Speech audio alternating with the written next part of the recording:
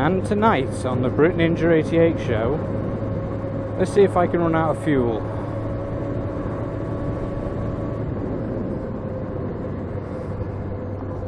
I probably will.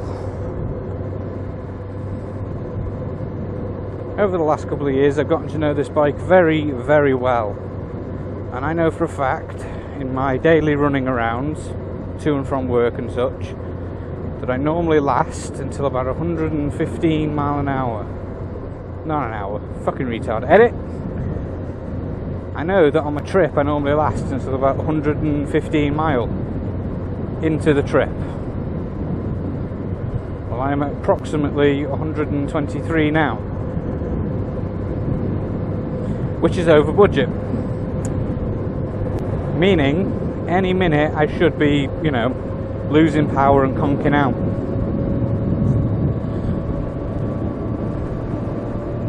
The sad realization is, at the moment, I'm afraid to buy pissing petrol. Because, as anyone who's applied for a mortgage in the past will know, as soon as you spend any kind of money, you find your mortgage advisor coming out your toilet trying to find out what the hell you were spending money on. I've had it happen a couple of times so far. It's not been pleasant, but it's basically like someone stalking you. You don't feel like you can just have any kind of fun. You feel like you're being watched every second of the day, which in a way you are.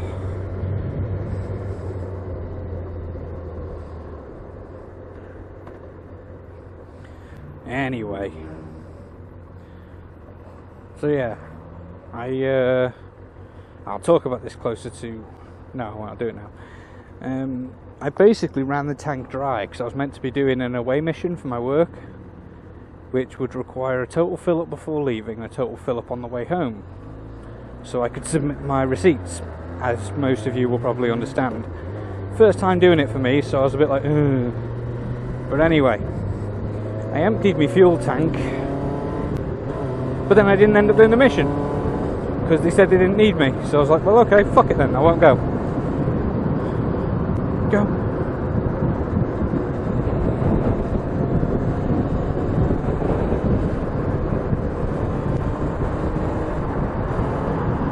So obviously I didn't fill up,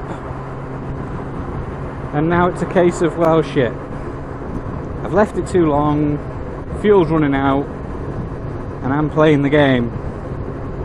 How far can I go on a sliver of petrol before it hits emergency and I have to stop? I've got a reserve, but like I say, I've never encountered it on this bike. I did it a ton on that Project Suzuki I had. Shit, if I did it once a week it was funny. But I've never done it on this bike. I've always been like super anal and careful about how much fuel I leave in there. Until now.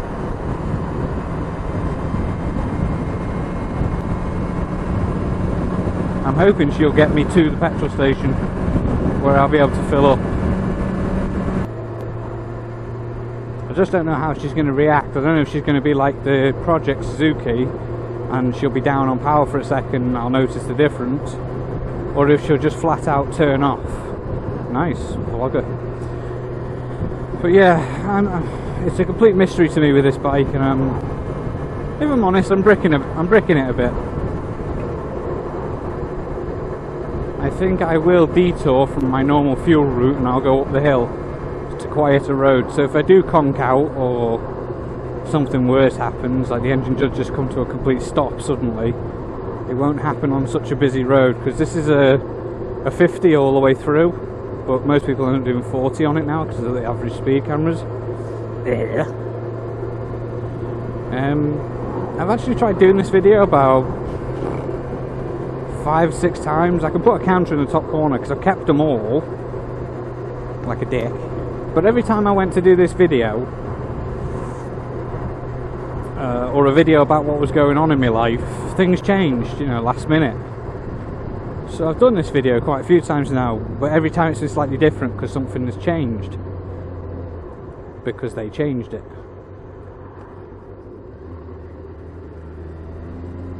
But we're going now. Right, nice quiet roads. high gear, lower RPMs. I think I'll put a counter for how many times I tried to make this particular video. It's completely redundant now. Everything I was trying to talk about in those videos is now redundant. It never happened, so there's no need to talk about it in the first place. But I will. I'll talk about it. Fuck it, you know what, I will. I was meant to be doing a shift over on Anglesey, which to me would be like an hour and 40-minute commute each way. So we're talking nearly 4 hours of the day spent riding around to go to this job. And bear in mind, oh, she didn't like that. Come on. But bear in mind, you know, that was an hour and 40 minutes there, 12-hour shift, hour and 40 back. And then it was a week, like literally, I agreed that they want to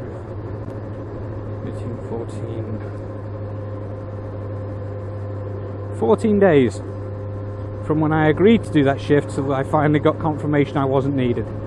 And it was all hearsay before that, so although I was rotated to do it, I was told I wasn't doing it, but it wasn't official, so I was still thinking I'd have to go.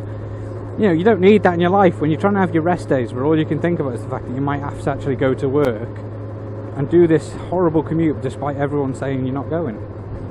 Hello. But it's horrible, the thought that you're going to have to do this commute and then you might get there because your rota says you're in, so you have to go.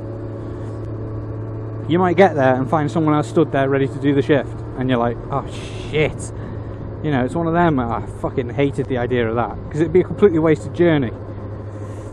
I'd still demand payment, but it'd be a wasted journey of sorts, and I'd hate it. Anyway, completely redundant, didn't go in the end. Got it sorted out, but it was such a fucking palaver. And after agreeing to do it, because obviously we're buying a house, I was being greedy and thinking about the money. After agreeing, I thought, that's fucking shit, why did I agree to that? Why am I such a fucking idiot? Ah, fuck.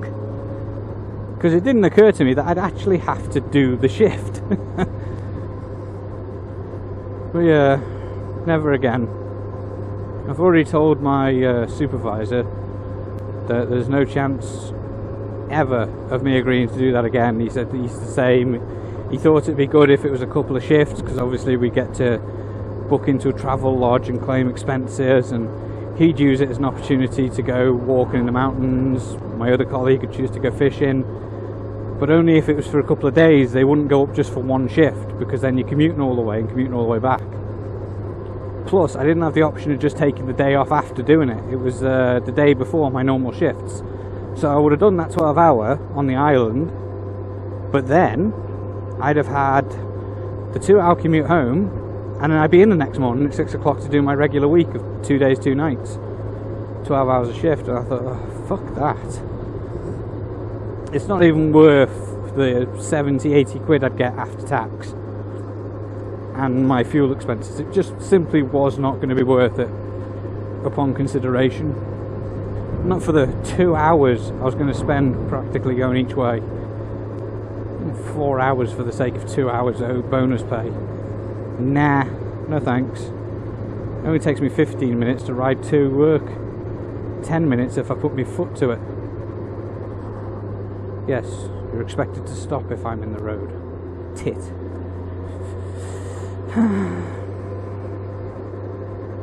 Actually, maybe as of mid-September, end of September, this will be my way home from then on, with a little fucking luck. Because in theory, the house will be sorted. He fucking hopes. Before smashing into the back of a Peugeot.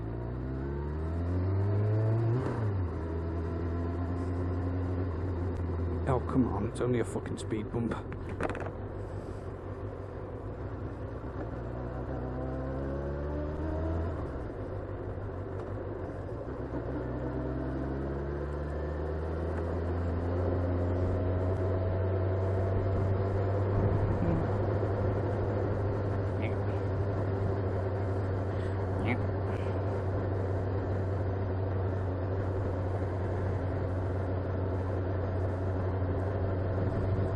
Engine doesn't like low speeds, doo-da, doo-da.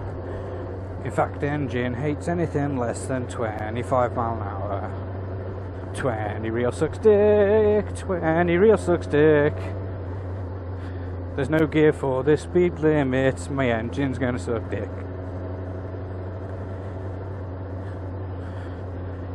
Too high a gear and the revs are too low, doo-da, doo-da.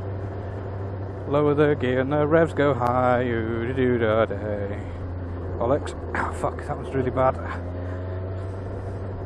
I just smacked my own nuts, I just smacked my own nuts. This bike don't like it when I ride this way, I don't like it either.